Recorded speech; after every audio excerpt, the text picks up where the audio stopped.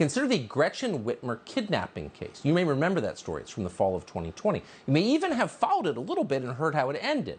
So it seemed like a terrorism plot was in fact a setup by the government to make a group of ordinary people in Michigan look like terrifying right-wing extremists, those violent white nationalists Joe Biden is always mumbling about.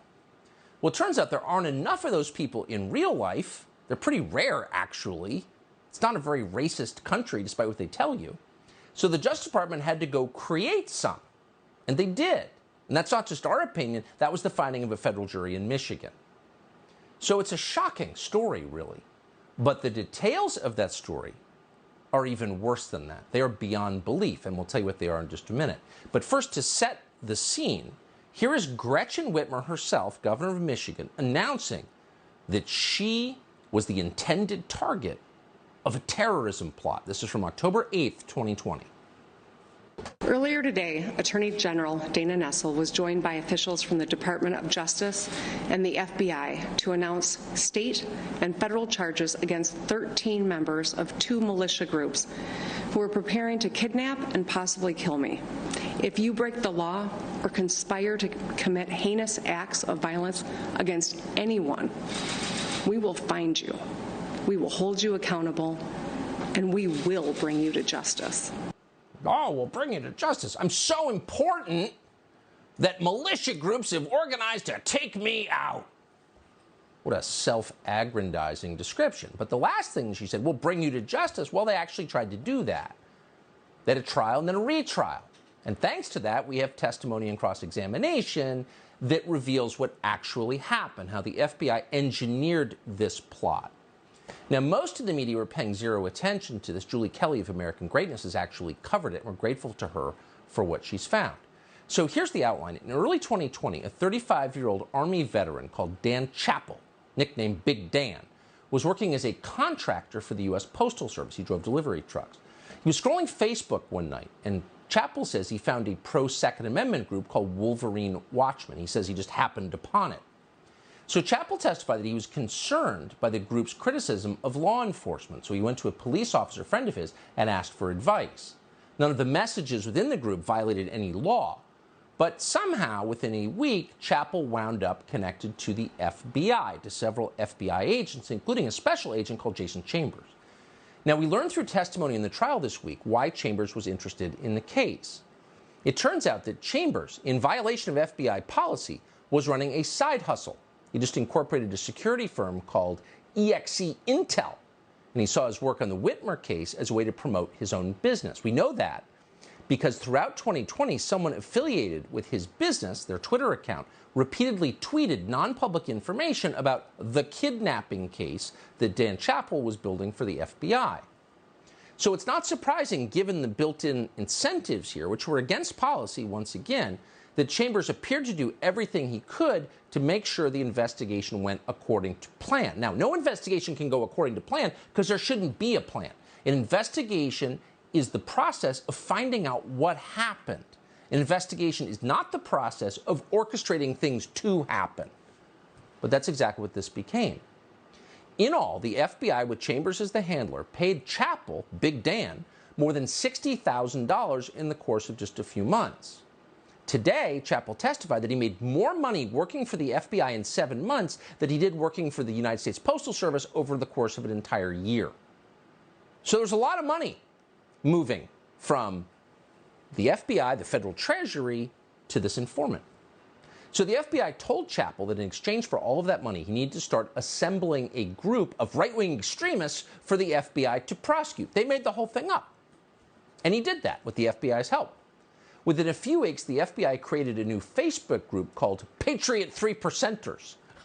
This is why you should be careful of Facebook, by the way. Oh, it's just this group. It looks interesting. Yeah, okay.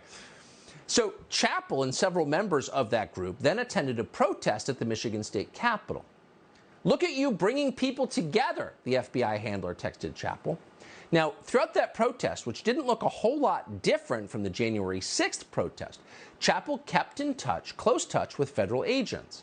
He informed the feds that a 37-year-old man called Adam Fox was at the state capitol during the protest. Now, Adam Fox was got to be one of the least powerful people in our society.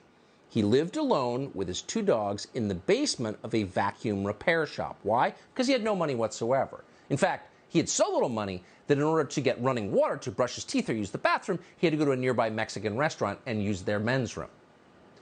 So Chappell began texting this diabolical mastermind, Fox, hundreds of times. But Fox seemed inherently moderate, actually. He wrote things like this, quote, "Our goal is to restore the constitutional republic." Fox also said, quote, "In our hearts and minds, we are not domestic terrorists." Oh, sounds very dangerous. So based on those text messages, the FBI gave Chappell more instructions. They provided Chappell with several $5,000 limit credit cards, and they told him to give those credit cards to Fox and tell him to spend it on guns and ammunition. So Fox, despite the fact he had no money at all, he had to use the men's room in a Mexican restaurant to brush his teeth, refused. On 5 separate occasions, he refused to take the credit cards to buy guns and ammunition. Then, what a terrorist. Then in July of 2020, Chappell suggested that Fox and others fire rounds into the governor's mansion as well as at her cottage. But the alleged plotters, including Adam Fox, again refused. They didn't want to hurt the governor. Ultimately, in August of 2020, the group started to splinter. Chappell and other informants were instructed to keep the group together. No! Keep it together! Keep the threat real! So they introduced another undercover agent who pretended to be an explosives expert. He showed the group a video of a bomb that blew up a vehicle to prove he knew what he was doing. Where'd that video come from? Well, it was made by the FBI. Is this shaking your confidence a little bit? These details are real, by the way. They came out at trial.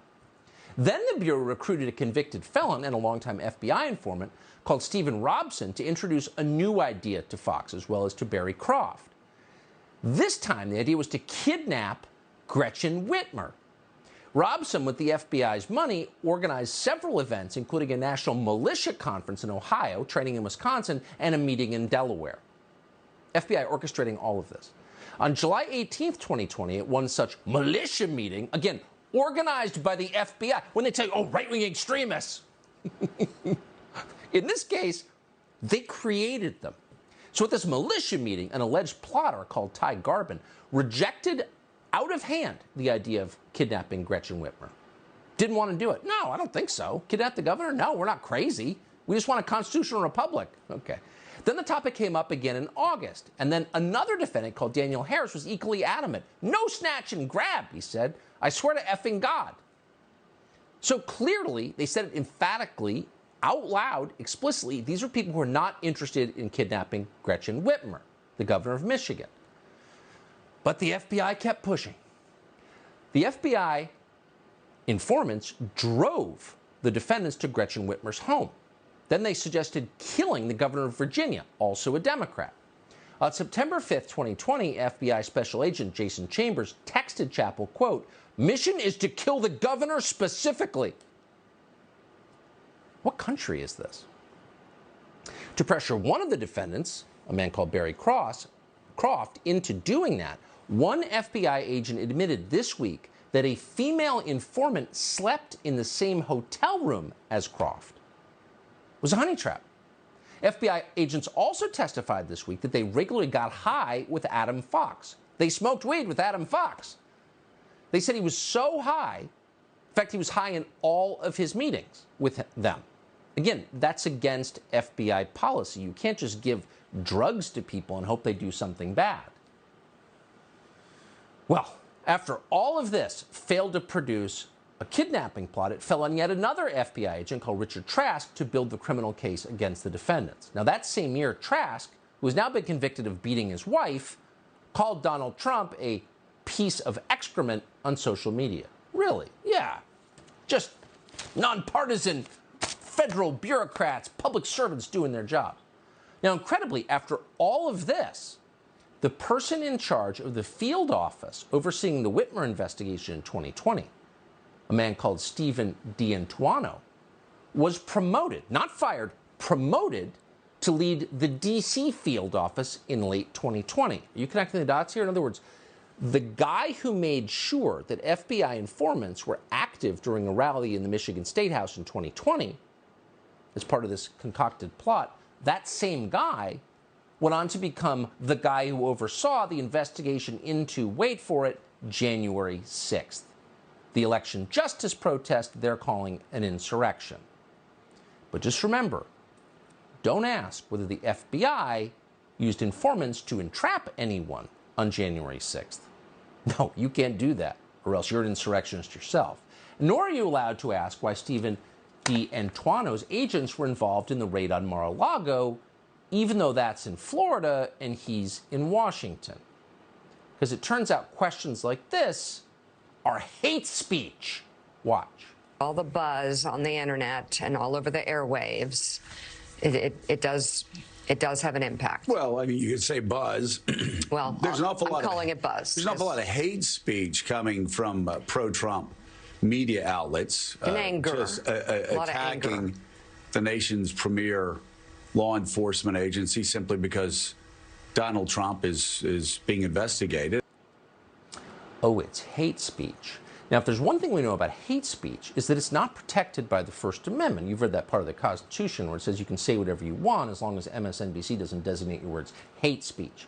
So when they call any criticism of the FBI, that would be Joe Biden's personal defense force, they call that hate speech.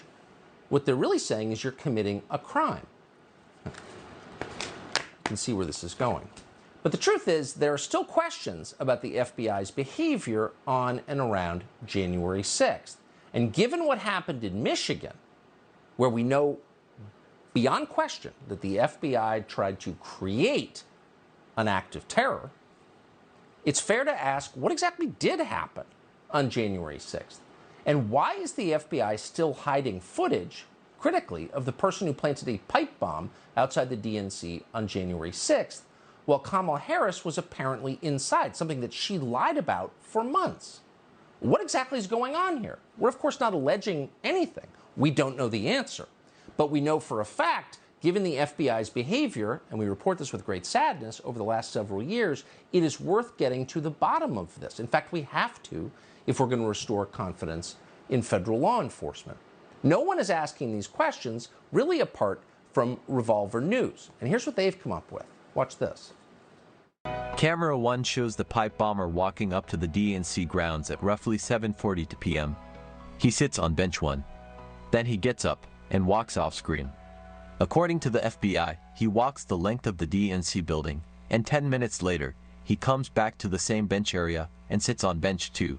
There, at 7:52 p.m., camera 2 captures the pipe bomber sitting on bench 2 and, we are told, planting the pipe bomb by the side of the bench, next to the bush. We are told the pipe bomber plants the pipe bomb there, but we can't see it. Camera 2 is occluded by a giant bush that blocks the scene. The pipe bomber even looks at camera 2 head-on, for some reason. It's very frustrating, because we can't see the moment the pipe bomber plants the pipe bomb, but the FBI can. That's because the whole scene should be captured on camera 1 as well, and much more clearly than camera 2. Camera 1 has a clear shot of both benches. If the FBI released the full tape from camera 1, we could see the pipe bomber planting the bomb.